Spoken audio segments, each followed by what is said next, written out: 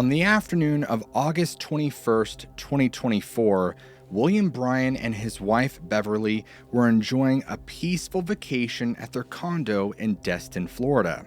The couple had traveled all the way from Muscle Shoals, Alabama for this getaway, and they were really looking forward to some relaxation and quality time together. But then, William started feeling this pain on his left side, and Beverly was so overcome with panic and worry, and they decided to head over to Sacred Heart on the Emerald Coast, where William was admitted and became a patient of Dr. Thomas Shaknovsky. After running some tests, the doctors identified a cyst that had ruptured and was bleeding around William's spleen.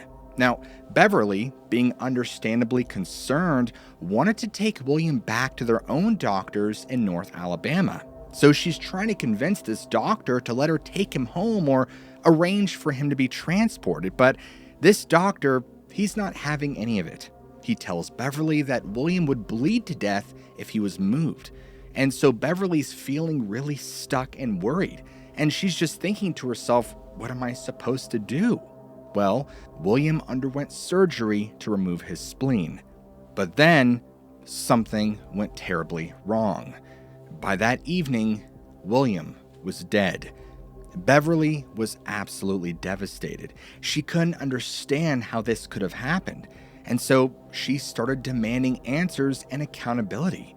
And now Beverly, thinking back to that moment in the hospital, she's overwhelmed with grief and anger, and she was saying that they took him from us while he was completely helpless on the operating room table.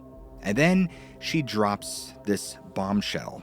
So we went to Sacred Heart on the Emerald Coast, and he was admitted and became a patient of Dr. Shaknovsky. They took him from us while he was completely helpless on the operating room table.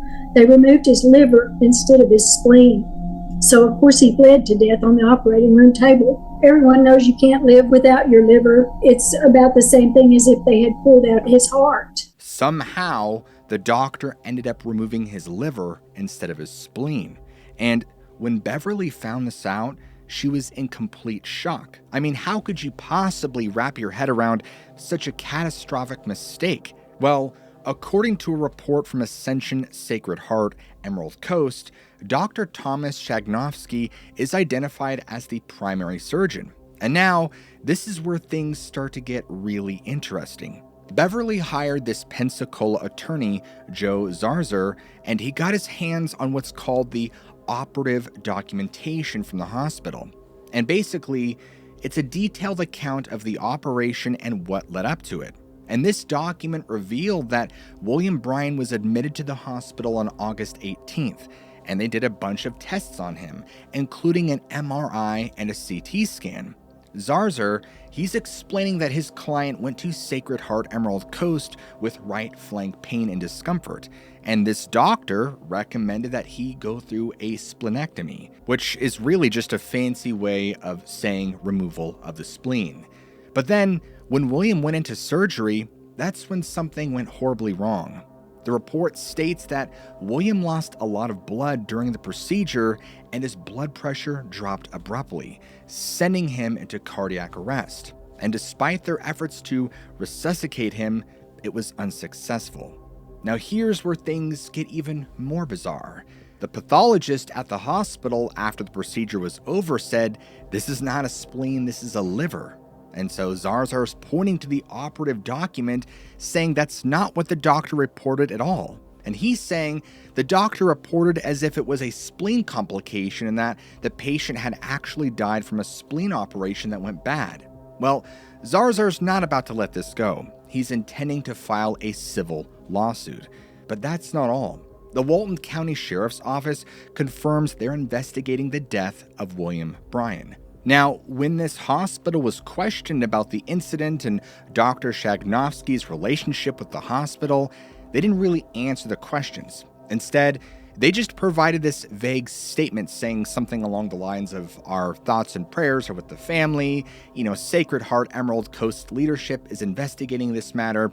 We know how that goes." Beverly is determined to have this criminal case proceed. She wants a negligence case on the criminal side. everybody, whether it's one doctor or doctors and nurses or multiple doctors in a hospital, she wants everybody to be held responsible so that they don't let this happen again. Even Zarzar pointed out to the hospital, saying things like, "Your risk management team shouldn't be more robust than your credentialing team." But in this case, unfortunately, the hospital is more worried about covering their tracks than ensuring their doctors are properly qualified. And it's a pretty big deal because even the Walton County Sheriff's Office, well, they're not taking this lightly. They've issued a statement saying they're working with the District 1 Medical Examiner's Office and the Office on the State Attorney to review all the facts involving this man's death. Now, they're trying to determine if anything criminal took place. However, due to the vast complexity of the case and the time it takes to investigate, they're not attributing any criminal charges to the case as of yet. All we're left with is a grieving widow, a hospital that's tight-lipped about what happened, a doctor who apparently removed the wrong organ, and law enforcement trying to piece it all together. It's a complex web of medical malpractice, potential criminal negligence, and a family's quest for answers. And, if you're like me, you gotta wonder, how does something like this even happen in modern medicine? I mean, we're not talking about a small mistake here. This is a major organ mix-up that cost a man his life. It's the kind of thing that makes you think twice about even routine medical procedures, doesn't it?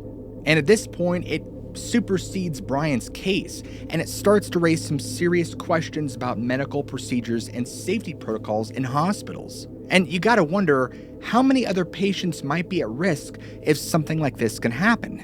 And remember that William and Beverly were just trying to enjoy a vacation. They had no idea that a simple trip to the hospital for some pain would turn into this nightmare. Unfortunately, medical procedures do go wrong, and it cost the life of this great man. R.I.P., and may his widow find peace. On January 8th, 1993, Brooke Greenberg came into the world, and from that very moment, her parents knew something was different. Brooke wasn't just your average preemie. She was born a month early, weighing only 4 pounds, which isn't super tiny for a premature baby, but it was enough to make her parents, Howard and Melanie, a bit worried. Now, at first, Howard and Melanie thought that she's just small and she'll catch up, and that's what most parents would think. But as time went on, something strange started happening, or rather, not happening. Brooke just wasn't growing like she should. Now, it's important to understand that Howard and Melanie weren't new to the parenting gig. They already had a daughter, and they'd go on to have 2 more after Brooke. So they knew what to expect when it came to babies growing and developing. But Brooke, she was writing her own rulebook. And as the months turned into years, Howard and Melanie watched as their youngest daughter, born after Brooke, started to catch up and then surpass her older sister. How is that possible? Howard and Melanie did what any concerned parents would do. They started talking to doctors. Lots of doctors. They were hoping for answers, for someone to say, oh, it's just this condition, and here's how to fix it. But that's not what happened. Doctor after doctor was just left scratching their heads. Nobody could explain it. They'd never seen anything like this before. And Brooke's body was developing in ways that just didn't make sense. Different parts of her were aging at different rates. It was like her body couldn't decide if it wanted to grow up or stay a baby. And as Brooke got older, as the years passed, because Brooke wasn't really getting older in the usual sense, her condition became more and more baffling. Now, by the time she was old enough to be in high school, Brooke still looked and behaved like a toddler. She couldn't talk, she couldn't walk, and she still had her baby teeth. It was like her body had decided to just stop growing when she was about 5 years old. Now, surely there has to be some explanation, but here's the thing. Even with all of our modern medical knowledge, all the tests and scans and DNA analysis, doctors still couldn't figure out what was going on. They looked at her genes, they checked for known syndromes, they even compared her to her sisters who were perfectly normal. Nothing added up. In fact, Brooke's condition was so unique that scientists started calling it Syndrome X.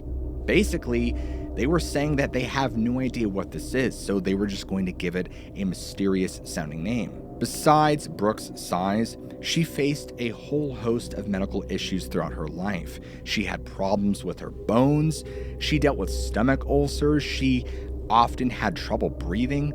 It was like her body was constantly at war with itself, never quite sure how to function properly. And despite all of these health issues, Brooke had this uncanny ability to bounce back from things that would have been life-threatening for most people.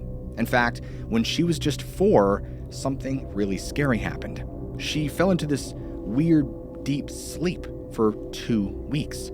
The doctors were baffled, thinking it might be a brain tumor. Through all the trauma and stress of that event, Howard and Melanie were literally preparing to say goodbye. They even bought a casket, thinking the worst was about to happen. But out of nowhere, Brooke just woke up.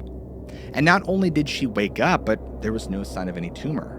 It was like her body had just decided to take a 2-week nap and then carry on as if nothing had happened. Now, as news of her condition spread through the medical community, it definitely attracted attention from scientists and researchers all over the world.